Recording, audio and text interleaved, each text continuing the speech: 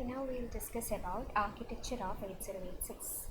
So here you can see the architecture is divided into two parts. One is called bus interface unit and other is called execution unit. So the bus interface unit is like any front office in a company or a restaurant. What you do at the front office, the customers will be giving some instructions, giving some requests, and these requests will be passed by the front office to the working unit for processing, right? And the necessary conditions regarding processing will be transferred by the front office, right? So after processing, the result will be given to the customer through the front office. So similarly, the bus interface unit will be fetching the instructions, reading the data if required, and writing the results after processing, and also it will provide all the external bus operation signals.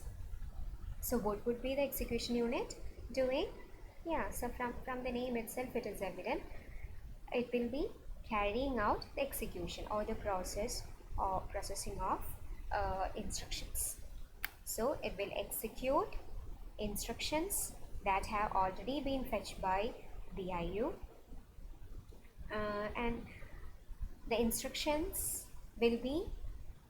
fetching of instructions will be continued in the BIU while the execution is going on, so that there is an overlap of fetching and the execution. So what is the benefit of that? That is, soon after the processing of one instruction, another instruction is readily available in the queue. So that will increase the speed of execution, and hence it will be a high performance microprocessor. And another important thing is that the ALU, arithmetic and logic unit, which is 16-bit in this case, is in the execution unit, and it will maintain the status and control flags, and it will manipulate the registers and instruction operands based on the logical and arithmetic operations. So first we'll start with bus interface unit. The first part is instruction queue. So in the instruction queue, you can fetch up to 6 bytes of instruction codes in a first in first out manner. That is like a general queue where we make a queue, right? So the first in the queue will be allowed to do the first thing, right? So similarly, first in first out group of registers are there which act as instruction queue, which can fetch up to 6 bytes of instruction codes. And this overlapping with execution will speed up the program execution, and this process is called pipelining. Now let us see what will be the action happening in the instruction queue. So consider the instruction queue is full, the first case, and consider there is no request from EIU to EU execution unit to the BIU. So that is instruction queue full ആണ്, വേറെ പുതിയ ഇൻസ്ട്രക്ഷനുള്ള request EU ചോദിക്കുന്നില്ല. അങ്ങനെയാണെങ്കിലോ there will be no bus cycle by BIU. Okay, it's like a shutdown, okay, for a company or a industry.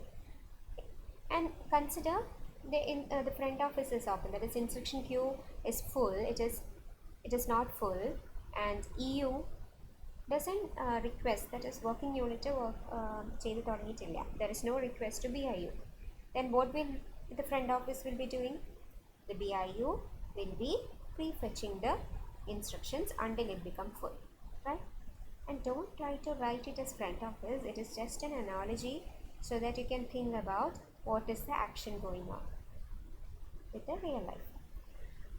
And if BIU is in the process of fetching, EU will be interrupting, and suppose EU asks for any instructions or memory access through the BIU, then BIU will be first completing the fetching, then serves for EU.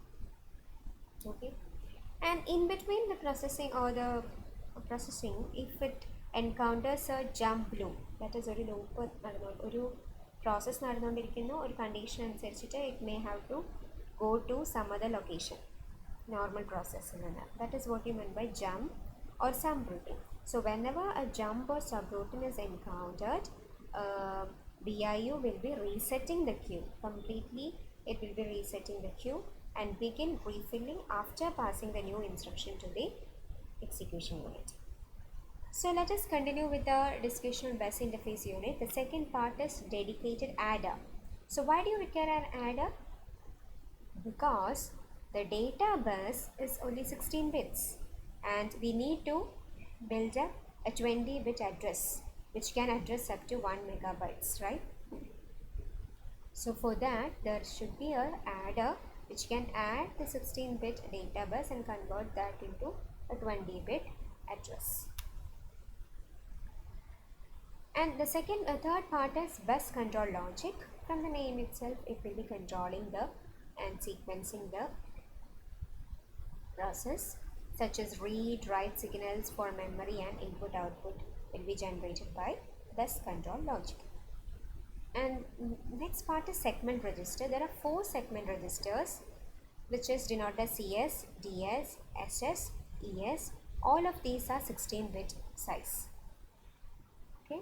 And what is the specialty of this is that the program access to any instruction that is called or data in the memory, that is what you mean by segments, by changing the segment register content to point to the desired segment. It just means that code segment, data segment, stack segment, extra segment എന്നൊക്കെ പറയുന്നത് just a portion of memory. While code segment register എന്ന് പറയുമ്പോൾ it will carry the address of that particular code segment. Okay, so data segment register will carry the address of that particular data segment. Stack segment register will carry the address of stack segment in the memory. Extra segment register will carry the address of extra segment in the memory.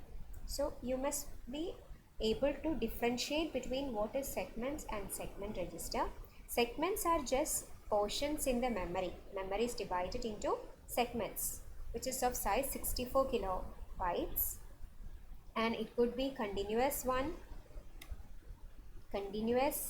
segments in the memory, or partially overlap, or completely overlapping, or there is no connection, so then it is called disjoint.